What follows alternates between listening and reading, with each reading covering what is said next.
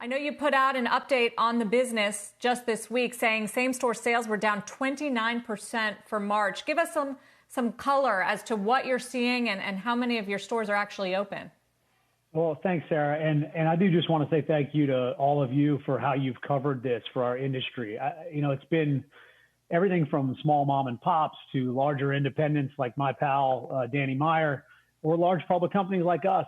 Everybody's impacted. And look, we're guiding with a few simple guiding principles that we've always had at Shake Shack, and that's leading with taking care of our team. And my message to that team has been, we're going to lead with hope. We're going to act on reality. And there may be some tough decisions we make in the short term, but our balance sheet is strong. We're going to come out of this strong. So yeah, we've seen deep impact to our restaurants. You think about Shake Shack is a company born 16 years ago on the notion that people should gather together. And when the very actions we must take are exactly the opposite, it's a business pivot. And I got to tell you, I'm so proud of our team for the things that they've done. We've gone from a restaurant that's never had a drive-through, we don't have any, to most of our restaurants are operating as a drive-through right now, whether it's your car or yourself. We've added all the digital infrastructure that we built earlier this year is the very reason we're still in business, doing the sales we are. Even though they're reduced, we're open. It's safe. We're keeping our team safe. We're doing contactless and keeping people distance from each other.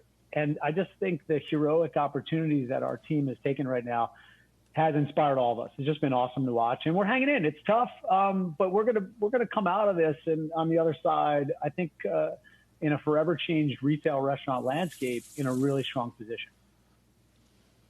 Yeah, we definitely want to talk about that. But first on the delivery item, you mentioned that you're open. That's good news. And you've expanded delivery, contactless pickup. How is that going? What are you learning about what consumers want and how you're keeping it safe for them? Well, you look back, we were never a huge delivery company, although it was a growing part of our business before this.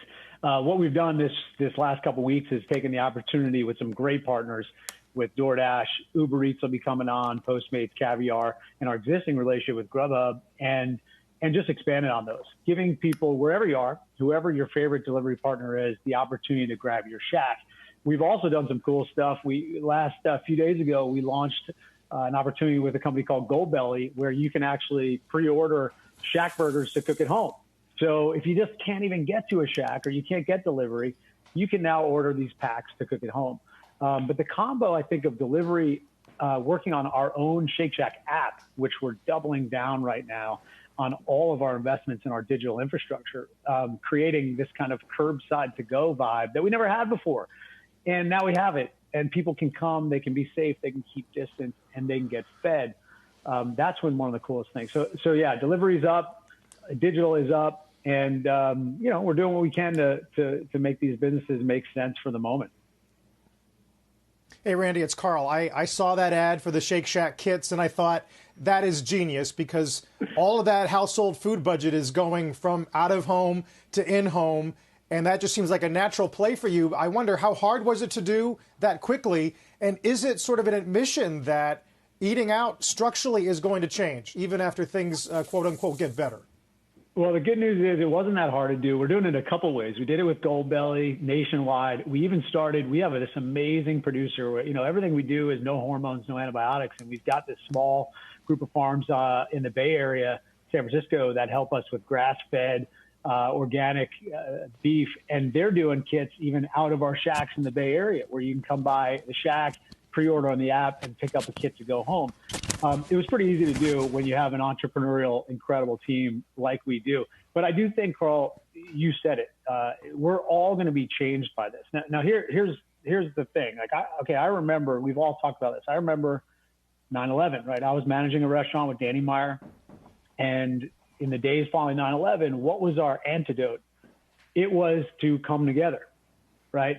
And that's what we all did, whether it was a blackout or Hurricane Sandy or name your favorite worst tragedy that we've been through, we came together to solve it.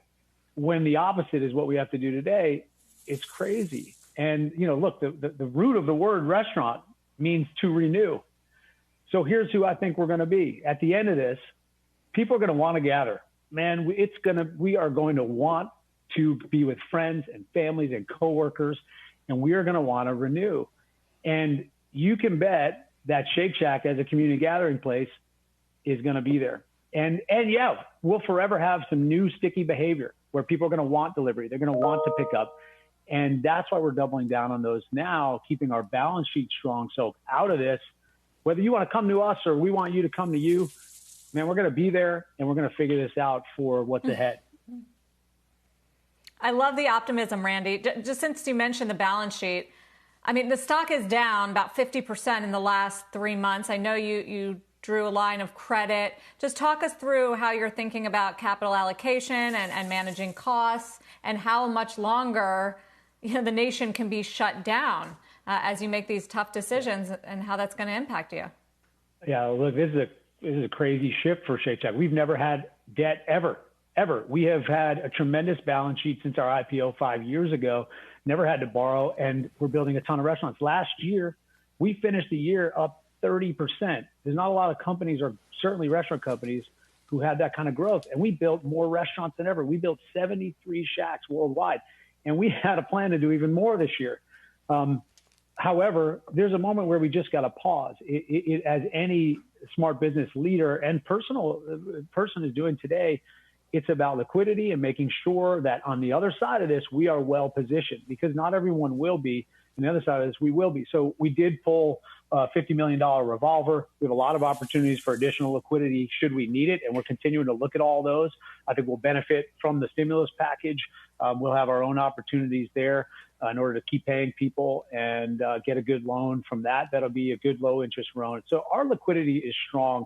But for the moment, we've got to pause restaurant building, right? Most of our capital goes to building new Shacks. We build these incredible community gathering places. So we've paused.